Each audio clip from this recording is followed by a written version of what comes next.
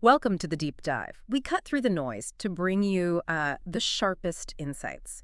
Today, we're tackling one of those really big questions, maybe the biggest. Why does a good, loving God allow pain and suffering, tragedy? It's a huge question. Philosophers, theologians, they call it the problem of pain.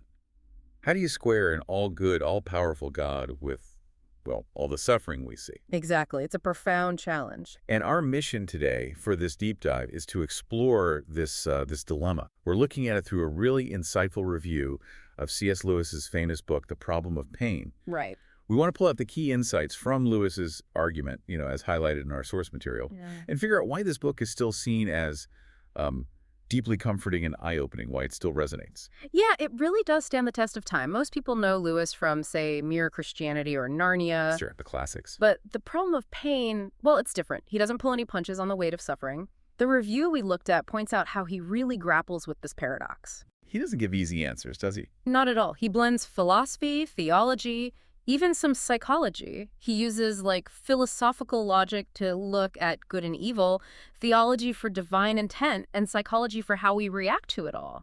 He's not just stating things, he's carefully exploring why suffering might be necessary, and maybe even meaningful. And what really jumps out, which our source highlights, is Lewis's amazing clarity. Yeah. Especially for such a heavy topic. Right. How does he do that? Well, the review talks about how he takes these super complex theological ideas, divine power, goodness, and kind of boils them down into concepts you can actually grasp. That makes sense. It's this intellectual honesty combined with plain speaking.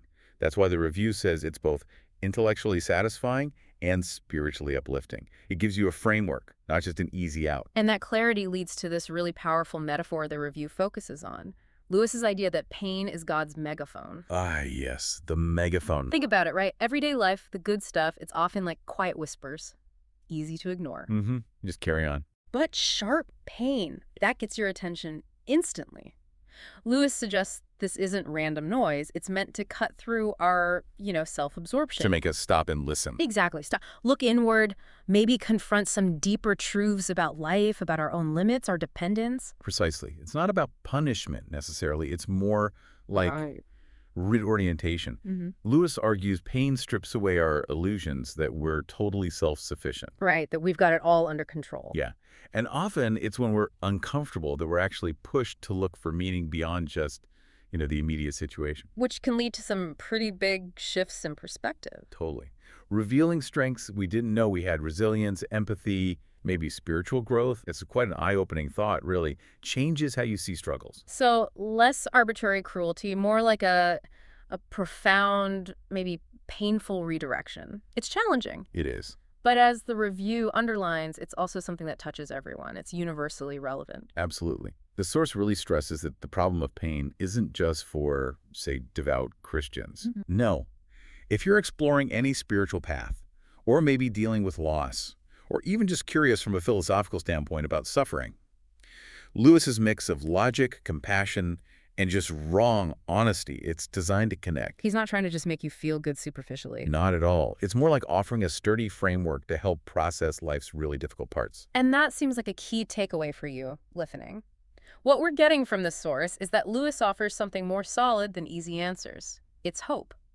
But hope rooted in meaning. He shows how pain, as hard as it is, can actually be a place for deep self-discovery, for building compassion, and maybe even finding a more resilient kind of joy. That's why it's still so powerful. Yeah. I think the most impactful thing, really, from our dive into this review today is that realization.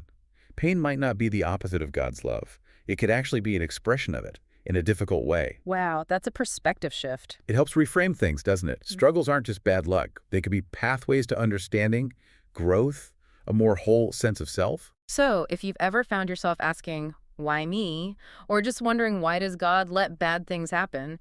Lewis's work, as presented through this review, offers something really compelling. Hope, grounded in meaning. Delivered honestly. Yeah. It's challenging, sure, but also ultimately kind of comforting. Yeah. And it's interesting, the review itself that we used as our source, it even had that call to action, like this video, subscribe, share your thoughts in the comments. Oh, yeah, I noticed that. Even mentioned the bell icon. Right. It just shows how much These deep questions resonate. People really want to talk about this stuff. They really do. There's a hunger for it. Which leads us back to Lewis's megaphone idea. The megaphone. Pain as God's megaphone to a deaf world. Maybe a final thought for you to consider. What might be shouting for your attention right now? What could be trying to wake you up to deeper truths about your own life, your own growth? Something profound to think about. We'll leave you with that until our next deep dive.